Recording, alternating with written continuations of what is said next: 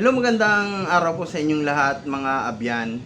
Bigyan po natin ng reaction opinion itong post ng Ang Balita Ngayon 14 minutes ago mga abyan. Mainit-init pa. At ang headline po ng kanilang post ay ang sabi lang sa akin ng Pangulo, pinalaki niya ng maayos ang kanyang mga anak at ang kanyang anak na si Sandro ay hindi nagsisinungaling.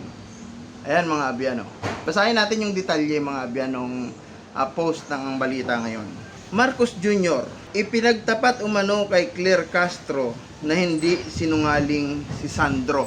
Nanindigan umano si Pangulong Ferdinand Marcos Jr. sa aligasyon ng kanyang anak na si Ilocos Norte Representative Sandro Marcos hinggil sa umano'y mga kondisyong hiningi ng Duterte administration kapalit ng suporta noong 2022 eleksyon. Ayon sa Palace Press Officer Yusik Claire Castro, sinabi sa kanya mismo ng Pangulo, ang sabi lang sa akin ni PBBM, he has raised his kids will end his son kung Sandro will not lie.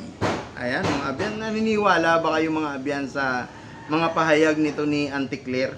Nauna nang sinabi ni Sandro na kabilang umano sa mga kondisyong inilatag ang pagkakaroon ng impluwensya sa pagpili ng Executive Secretary, House Speaker at Senate President.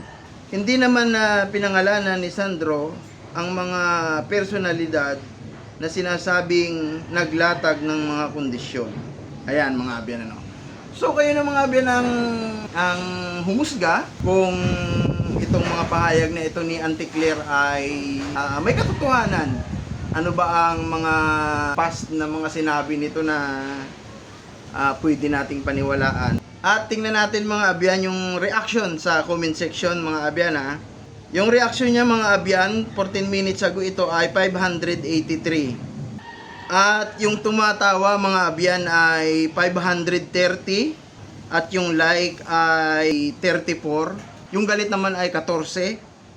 Ang tumatawa ay 3. At ang heart ay 1. At 1 naman ang malungkot. Supposed to be itong mga tumatawa na itong mga abyan ay hindi ito naniniwala.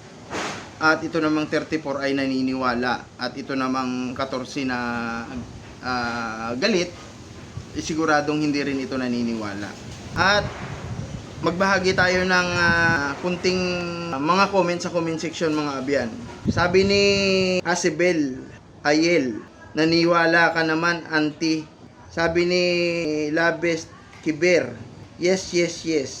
Like Crispin Remulla, DOJ Secretary, wow, ICC.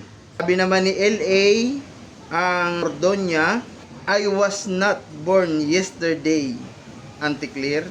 Sabi naman ni King Guapo, Wailalin, edi wow. Kung babasahin natin mga abyan yung mga comment sa comment section, halos lahat talaga hindi sila naniniwala mga abyan. So, bahala na kayong mag-analisa.